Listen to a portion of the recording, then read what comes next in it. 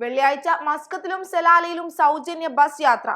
ജോലി സ്ഥലത്തെ അപകടത്തിൽ ഗുരുതരമായി പരിക്കേറ്റ മോഹനന് കരുതലായി പ്രവാസി കൂട്ടായ്മ.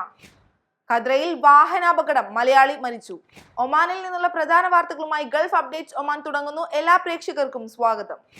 Gulf updates Oman brought to you by Shahi foods and spices, powered by Purushottam Kanji exchange.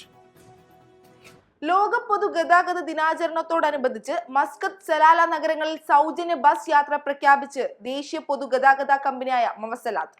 നിങ്ങളുടെ കാർ വീട്ടിൽ വെക്കൂ, ഒരു പുതിയ അനുഭവം ആസ്വദിക്കൂ എന്ന സന്ദേശവുമായാണ് വെള്ളിയാഴ്ച നഗരങ്ങൾക്കകത്ത് പരിധിയില്ലാതെ യാത്ര ചെയ്യാവുന്ന സൗജന്യ ഓഫർ പ്രഖ്യാപിച്ചത്. യാത്രക്കാർക്ക് നഗരപരിധിക്കുള്ളിൽ എത്ര തവണ വേണമെങ്കിലും സൗജന്യമായി ബസ്സുകളിൽ യാത്ര ചെയ്യാം. പൊതുഗതാഗതം പ്രോത്സാഹിപ്പിക്കുകയും പരിസ്ഥിതി സൗഹൃദ യാത്രാമാർഗങ്ങളെ കുറിച്ച് ബോധവൽക്കരണം നൽകുകയും ചെയ്യുക എന്നതാണ് പദ്ധതിയുടെ ലക്ഷ്യം.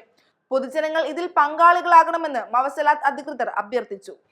റൂവിയിലെ ജോലി സ്ഥലത്ത് അപകടത്തിൽ ഗുരുതരമായി പരിക്കേറ്റ തൃശൂർ സ്വദേശിയായ മോഹനനെ നാട്ടിലേക്ക് എത്തിക്കാൻ പ്രവാസി കൂട്ടായ്മ കൈത്താങ്ങായി. ജോലിക്കിടെ മരത്തിൽ നിന്ന് വീണ് ഗുരുതരമായി പരിക്കേറ്റ മോഹനനെ അടിയന്തരമായി നാട്ടിലെത്തിക്കേണ്ട സാഹചര്യം ഉണ്ടായിരുന്നെങ്കിലും ഉയർന്ന വിമാന ടിക്കറ്റ് നിരക്ക് കുടുംബത്തെ പ്രതിസന്ധിയിലാക്കി.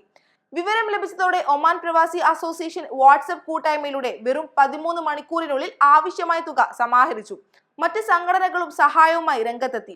ഇത് പ്രവാസികളുടെ ജാതി, മത, രാഷ്ട്രീയ ഭേദമന്യേ ഒരുമിച്ച് നിൽക്കുന്ന മനോഭാവത്തിന്റെ ശക്തമായ തെളിവാണ്.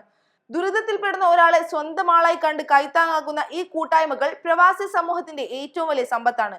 അതേസമയം ദുരന്ത സമയങ്ങളിൽ ഇനിയും അനൌദ്യോഗിക സഹായ ശൃംഖലകളെ ആശ്രയിക്കേണ്ടി വരുന്ന പ്രവാസികളുടെ അവസ്ഥ ഗൗരവമായ ചോദ്യങ്ങൾ ഉയർത്തുന്നു. രാജ്യത്തിന്റെ സമ്പദ് വ്യവസ്ഥയിൽ നിർണായക പങ്കുവഹിക്കുന്ന പ്രവാസികൾ ദുരന്ത സമയത്ത് ഇങ്ങനെ അനൌദ്യോഗിക സഹായ ശൃംഖലകളെ മാത്രം ആശ്രയിക്കേണ്ടി വരുന്നത് ഭരണകൂടങ്ങളുടെ പ്രവാസി ക്ഷേമ നയങ്ങളുടെ പരാജയമായി തന്നെ വിലയിരുത്തപ്പെടണം. പ്രവാസികൾ വർഷം തോറും നാട്ടിലേക്ക് അയക്കുന്ന കോടിക്കണക്കിന് രൂപയുടെ റിമിറ്റൻസ് സംസ്ഥാനത്തിന്റെയും രാജ്യത്തിന്റെയും സാമ്പത്തിക നട്ടെല്ലാണ്. എന്നാൽ അതേ പ്രവാസി ഒരു അപകടത്തിൽപ്പെടുമ്പോൾ അടിയന്തര വിമാന ടിക്കറ്റ് പോലും കണ്ടെത്താൻ സമൂഹ മാധ്യമ പിരിവ് വേണമെന്ന അവസ്ഥ ലജ്ജാകരമാണ്. പ്രവാസി ക്ഷേമ ബോർഡുകൾ, എംബസികൾ, കോൺസുലേറ്റുകൾ, സംസ്ഥാന സർക്കാരുകൾ എല്ലാവരും പ്രസംഗങ്ങളിൽ മാത്രം ഒതുങ്ങാതെ അടിയന്തര റീപാട്രിയേഷൻ ഫണ്ടും മെഡിക്കൽ എമർജൻസി സഹായ സംവിധാനവും നിർബന്ധമായും സജ്ജമാക്കേണ്ട സമയമാണിത്. ഓരോ അപകട സമയത്തും സഹായിക്കണം എന്ന അഭ്യർത്ഥനയുടെ സമൂഹ മാധ്യമങ്ങളിൽ സന്ദേശങ്ങൾ പ്രചരിക്കേണ്ടി വരുന്നത് പ്രവാസികളുടെ ദുരവസ്ഥ മാത്രമല്ല, ഭരണപരമായ വീഴ്ചയുടെ തെളിവുമാണ്. ഇത്തരം സംഭവങ്ങൾ ആവർത്തിക്കുമ്പോഴും സ്ഥിരം പരിഹാരങ്ങൾ കാണാതെ പോകുന്നത് കൂടുതൽ ആശങ്കപ്പെടുത്തുന്നു. ഒമാനിലെ ഖദ്രയിലുണ്ടായ വാഹനാപകടത്തിൽ പ്രവാസി മലയാളി മരിച്ചു. കൊല്ലം സ്വദേശിയായ ത്വാഹ അലിയാർ കുഞ്ഞാണ് മരിച്ചത്. ചൊവ്വാഴ്ച രാത്രി ബൈക്ക് ഇടിച്ചതിനെ തുടർന്ന് തലക്ക് ഗുരുതര പരിക്കേറ്റ ത്വാഹ സംഭവ സ്ഥലത്തു തന്നെ മരിച്ചു. ഖദ്രയിൽ വർഷങ്ങളായി ചെറുകിട കച്ചവടം നടത്തിവരുന്ന ത്വാഹ അവിടുത്തെ പ്രവാസികൾക്ക് സുപരിചിതനായിരുന്നു. മരണാനന്തര നടപടികൾ പൂർത്തിയാക്കിയ മയ്യത്ത് നാട്ടിലേക്ക് കൊണ്ടുപോകുമെന്ന് ബന്ധപ്പെട്ടവർ അറിയിച്ചു. ഗൾഫ് അപ്ഡേറ്റ്സ് ഒമാൻ പൂർണ്ണമാകുന്നു. പ്രവാസി ലോകത്തെ പുത്തൻ വാർത്തകൾ അറിയാൻ ഗൾഫ് മാധ്യമത്തിന്റെ സോഷ്യൽ മീഡിയ പ്ലാറ്റ്ഫോമുകൾ സന്ദർശിക്കാം.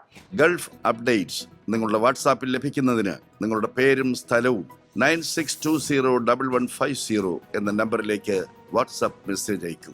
Gulf updates Oman brought to you by Shahi foods and spices, powered by Purushottam Kanji exchange.